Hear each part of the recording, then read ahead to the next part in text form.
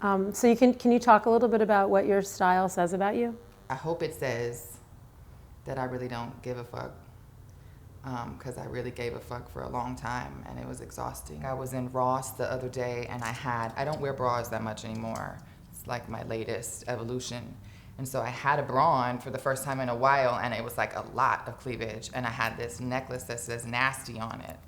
And it was like this nasty necklace and these really big boobs in Ross with my son. And all I could think about was like, this cashier thinks I'm a stripper. And then I had to like go through this whole like work up of that. Like, so what if I am a stripper, and what if I am nasty, and what if I do have my boobs out? Am I not allowed to be with my son? Should I not be in Ross with cleavage?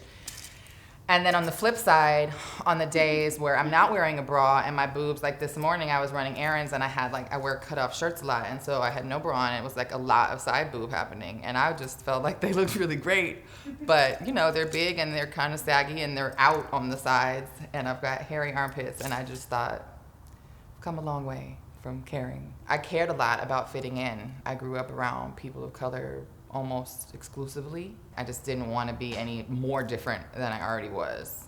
So I felt like if I just wear the outfit that everyone else is wearing, the problem is it never looked that good on me. I wasn't embodying it. I was like doing the whole like, you know, pull down thing, and then I wore the slit skirt, but then I needed a thing around my waist to cover the pooch, and it was just like, I couldn't own it. I never owned it. In my 20s, I was kind of hanging out with a Hollywood Gucci crowd, and then I was just like, what am I doing? And I ended up in a marriage that just like exaggerated all those insecurities.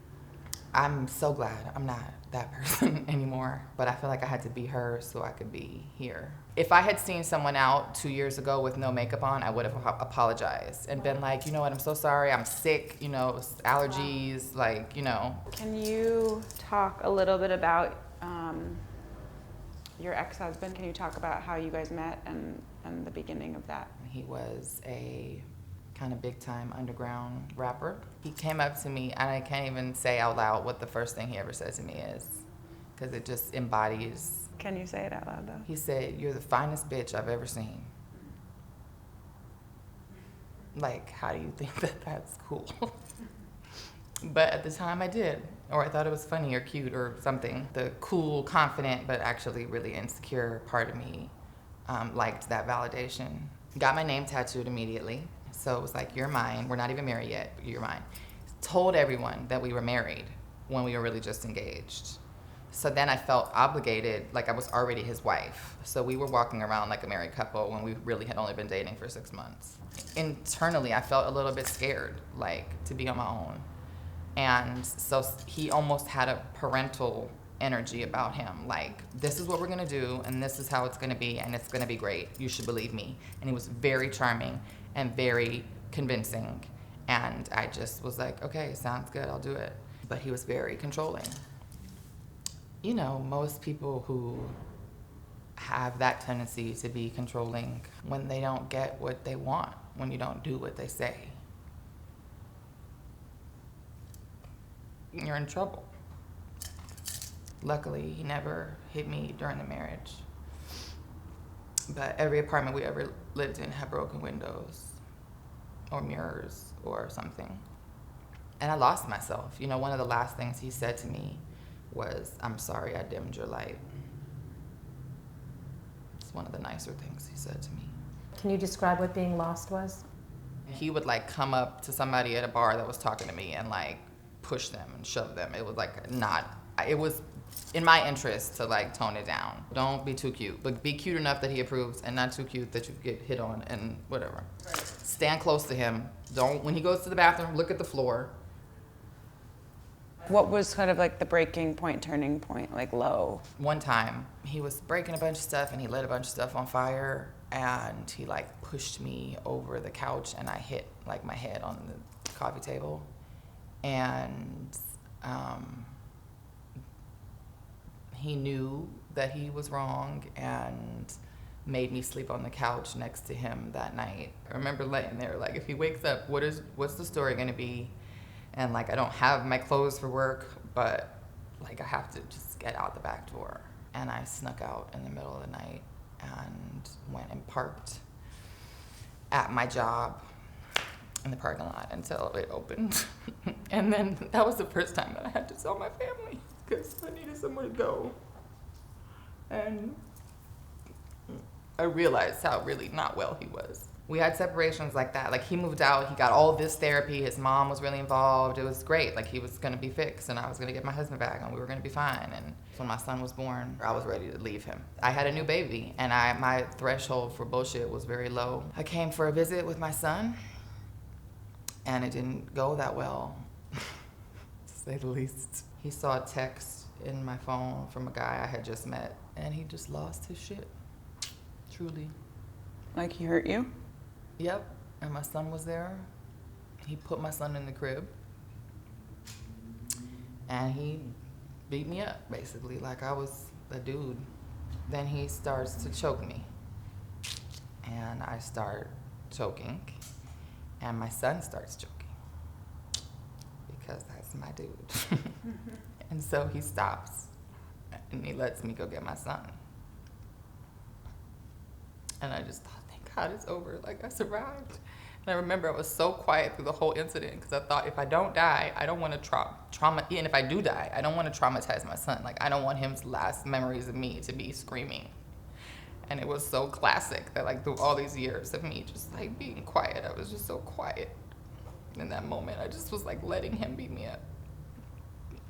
And so I got my son and I thought it was over. And then I came down the stairs with my son in my arms and he just, I guess he wasn't done, and he just came up to me and he headbutted me and split my head open. And there was like blood all over me and blood on my son. And that's when he like snapped out of whatever trance he was in, and he spent 2 years in jail. So the first year of my son's life was figuring out what the hell was going on with my marriage.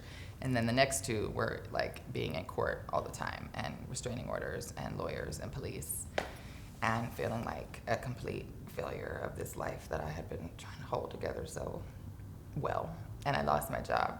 And so when I say I had to lose myself to find myself, like that's when I got free in that moment, because everything that mattered didn't matter anymore.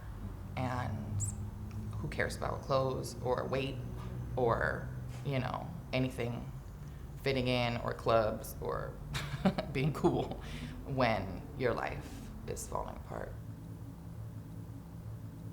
I was practicing Buddhism while we were married. Like, I chanted Nam-myoho Renge-kyo in the hallway before I got married with my friend who had introduced me to Buddhism. But there would be like this wall that I would hit because I knew if I really looked deep that I'd have to leave. And I used it to sustain me because I had like all this compassion for him, right? So I'm doing all this loving kindness meditation for this poor sick man. And then at some point it was just like, Buddhist or not, like I got to get out of here. You know, harm is being done to me and my child. So this says in 4-year-old script, take your time, Mom. And your son wrote that? We were eating too late and he still had to take a bath and I was done. I was like, can you hurry up? Like, finish your food. And then I was like, wait a second, I apologize, take your time. And then right in that moment, he wrote down, take your time, Mom, and he passed it to me. And I was like, that's everything. Right.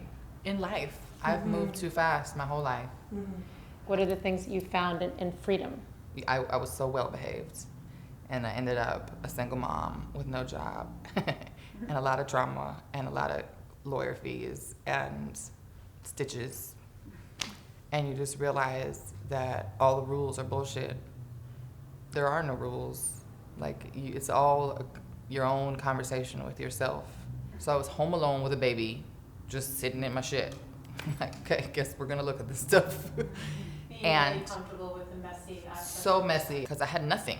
Like, I didn't have, the ego was gone because I wasn't that cool and I wasn't that successful and I didn't have anything to show. And at that point, I wasn't really even on social media because I couldn't even fake it. I was just a mess. But it was such a gift because I was just like, what is life? And who am I? Then I did a while, which I had never really done in my life, of being alone. And I just was like, I really think I don't even want energetically like anyone else in this space. I just need to figure this out. And then when I started feeling healthy and I like didn't talk about that much and it just wasn't like the center of my life anymore, and all these other cool things had happened since then, and my son was doing better, and I started you know, being open to something more real. And I was very clear about who I was willing to be in a relationship and who I wasn't. So I just was attracting people who let me be who I was and saw who I was and were into it, and it was really healthy. And I feel so fortunate to be my son's mother, because he doesn't have a dad, or he has one, but he's not in his life. And so I've had to make sure that I'm a pretty damn good mom and that I am helping him process what that must feel like. We've done a lot of this healing together, so he's been the benefactor of all of this work that I've done. I think he's gonna be a really good guy.